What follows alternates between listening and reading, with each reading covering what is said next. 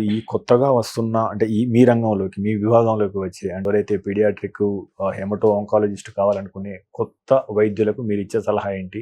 ఎవరు మీ విభాగంలో రాణించే అవకాశం ఉంటుంది? వీళ్ళు ఎంచుకునే ముందు అంటే ఏది మైండ్‌లో పెట్టుకోవాలి? ఏది మైండ్ నుంచి తీసేయాలి? కొత్తగా వస్తున్న ఈ స్పెషాలిటీలోకి అడుగుపెట్టాలనుకునే జూనియర్ కొలీగ్స్‌కి నేనిచ్చే సలహా ఏంటంటే, చాలా ఓపిక ఉండాలి. First thing. Lot of passion and you have to stand up for the speciality. గట్టిగా నిలబడి ముందుకు తీసుకెళ్లే లక్షణం ఉండాలి, ఓపిక ఉండాలి, తొందర ఉండకూడదు.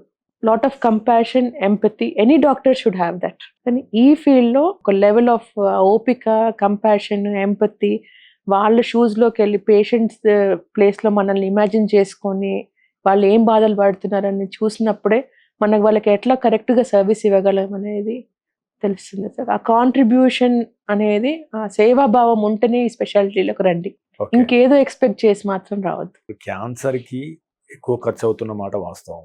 సో, చాలా ఫ్యామిలీస్ అఫోర్డ్ చేయలేని మాట కూడా వాస్తవం. ఈ క్రమంలో అంటే నాణ్యమైన క్యాన్సర్ వైద్యం ఇస్తూ గవర్నమెంట్‌లో ఎక్కువ సర్వీస్ ఓరియెంటెడ్‌గా ఉన్న ఇన్‌స్టిట్యూషన్‌ల గురించి ఏమైనా చర్చిస్తారా? మన ఆంధ్రప్రదేశ్, తెలంగాణలో major institutes which are well organised అనేటివి తక్కువున్నాయండి. తమిళనాడులో బావున్నాయి.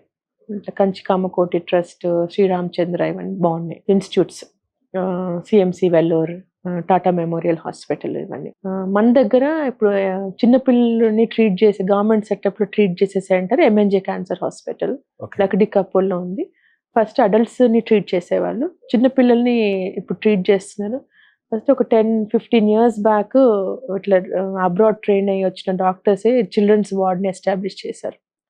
కానీ continuity of care is becoming a problem.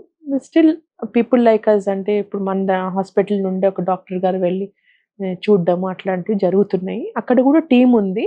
కాకపోతే అంత వార్డ్ జనరల్ వార్డ్ లాగా ఉంటది.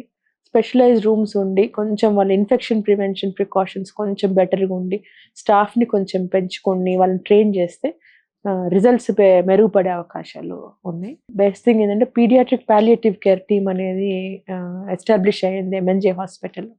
మేము గూడా ప్రైవేట్ హాస్పిటల్స్ నుండి గానీ, ఎక్కడి నుండైనా పిల్లలకి సర్వీసెస్ అవసరం ఉంటే అక్కడికి పంపిస్తాం. పాలియేటివ్ కేర్ అనేది అంటే పెయిన్ రిలీఫ్, ఒకవేళ ఎండ్ స్టేజ్ క్యాన్సర్స్ ఇంకా మేము క్యూర్ చేయలేము ఈ క్యాన్సర్స్ అనే టైంలో అక్కడికి వెళ్ళి వాళ్ళు ట్రీట్మెంట్ గైడెన్స్ పెయిన్‌లెస్‌గా వాళ్ళ జరిగిపోవడం అనేది ఇంపార్టెంట్‌గా చేయడం జరుగుతుందండి. వాళ్ళకి నర్సింగ్ టీమ్ ఉంది, డాక్టర్స్ టీమ్ ఉంది. మెడిసిన్స్ కొన్ని మేము ఇంటికి ప్రిస్క్రైబ్ చేయలేం యాస్ డాక్టర్స్. కొన్ని కంట్రోల్ డ్రగ్స్ ఉంటాయి. అవి గూడా వాళ్ళు పేరెంట్స్‌ని కౌన్సిల్ చేసి ఇచ్చే అవకాశాలు ఉన్నాయి అక్కడ. సో, ఆ సర్వీస్ బాగా డెవలప్ అయిందండి గవర్నమెంట్ సెటప్‌లో.